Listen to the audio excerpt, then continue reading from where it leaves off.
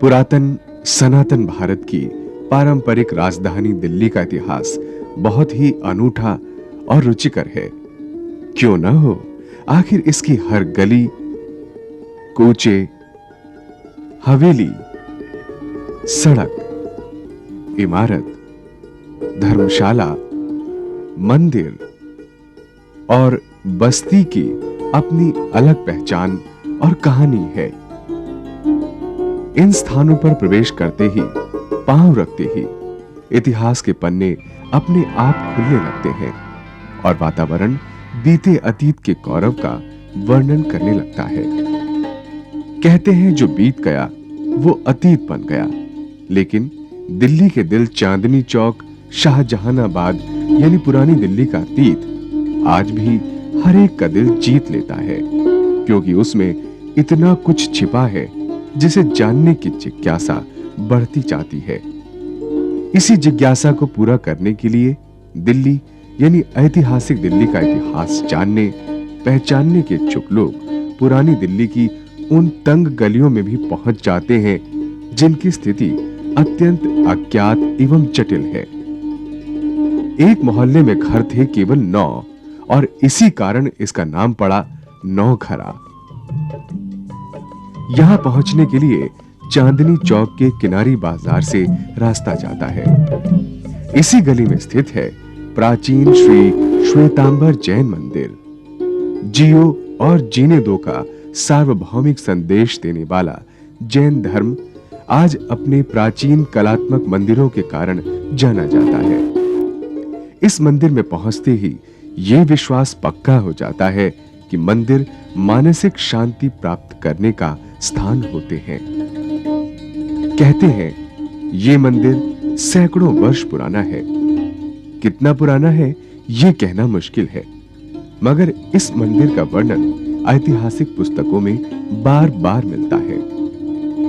देखने से मंदिर भले ही इतना पुराना न लगे, क्योंकि इसके बेहतरीन रखरखाव ने हमेशा इसे नया बनाए रखा है।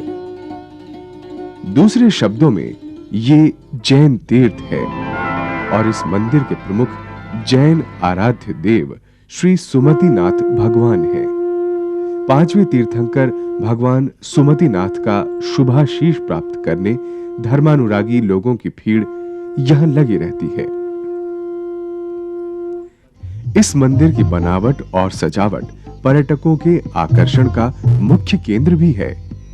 इसमें सोने, चांदी और रत्नों से की गई कारीगरी के कारण इसे जौहरी मंदिर भी कहते हैं। इसका प्रबंध ज्यादातर जौहरियों के पास रहा है, जिन्होंने इसे हीरे की तरह चमकता, दमकता और साफ सुथरा ही बनाए रखा है।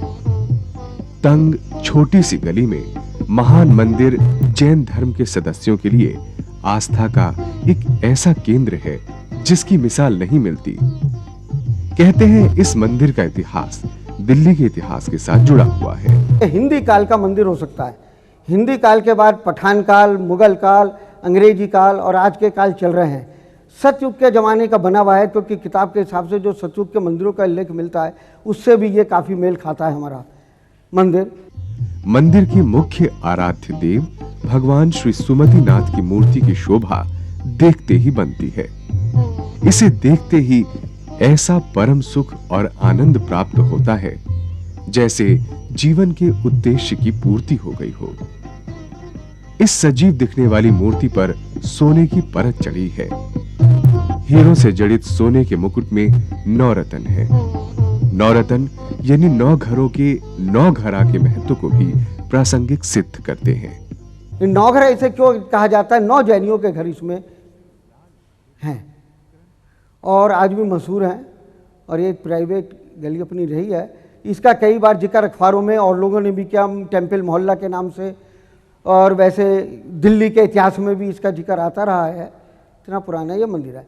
अब इसकी पुराने की विशेषता क्या है कि यहाँ पर जो चित्रकारी है अपनी स्वर्णमयी चित्रकारी है और इतनी बारीक कलम से चित्रकारी बनी हुई है कि उसे आज 1 इंची रिपेयर भी कोई कारीगर, मैंने बहुत कोशिश करी, बुलाए भी नहीं कर सका।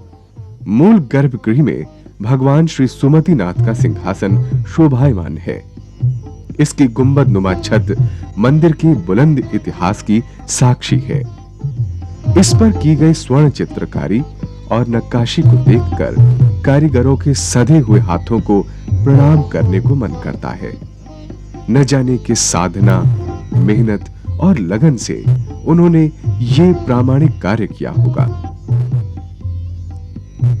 इसी प्रकार खंभों पर किया गया काम अपने आप कलाकारी के गौरवपूर्ण युग का संकेत देता है। ये तो एक नमूना है, इतिहास का रहस्य तो दूना है। इस मंदिर की वास्तुकला का वर्णन करने से पहले यह महसूस किया जा सकता है कि ये पूरी तरह वातानुकूलित यानी एयर कंडीशन है। यानी इसमें कहीं भी किसी भी स्थान पर कोई पंखा, कूलर, एसी, हीटर लगाने की कभी भी आवश्यकता नहीं होती, क्योंकि इसका निर्माण ही इस तरह किया गया है कि वो प्रकृति की मौसम की मार के वार का संहार कर देता है। इसी वातानुकूलन को महसूस करके यहाँ आने वाले विदेशी पर्यटक यहाँ की वास्तुकला पर आश्चर्य व्यक्त करते हैं। मैंने पूर्वी धर्मों के बारे में बहुत पढ़ा है, खासकर भारतीय संस्कृति और सभ्यता के बारे में। इंग्लैंड में जैन धर्म के ज्यादा लोग नहीं रहते। मेरी इच्छा हुई कि मैं जैन धर्म के बारे में जानूं, उनकी सभ्यता और संस्कृति के बारे में जानूं और मंदिरों के महत्व को भी समझूं। सुबह सवेरे समूचे मंदिर और मूर्ति की निर्धारित प्रक्रिया पूरी शुद्धता के साथ पूरी की जाती है।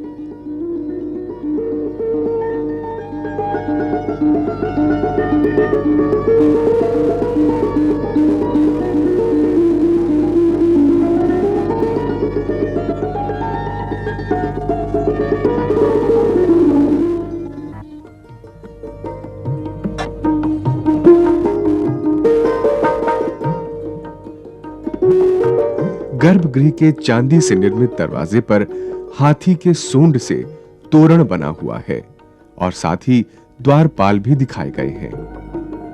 पुरातन महत्व के अनुसार इस मंदिर के 3 गर्भगृह हैं। दूसरे गर्भगृह की गुंबदनुमा छत में स्वर्ण नक्काशी के साथ 24 तीर्थंकरों का जीवन इतिहास प्रदर्शित है। इसे देखकर जैन धर्म के मर्म और ज्ञान का सुखद आभास होता है। तृतीय गर्भगृह में भगवान महावीर की माता के 14 स्वप्न, 24 तीर्थंकरों के भूत, भविष्य और वर्तमान के चित्र दिखाए गए हैं।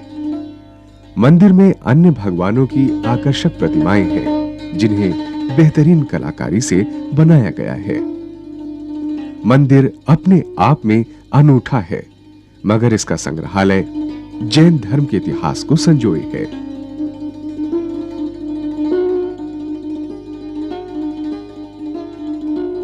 जैन साहित्य के साथ साथ धर्म के साथ विशेष संबंध रखने वाले पात्र और वस्तुएं भी सुरक्षित रखे गए हैं।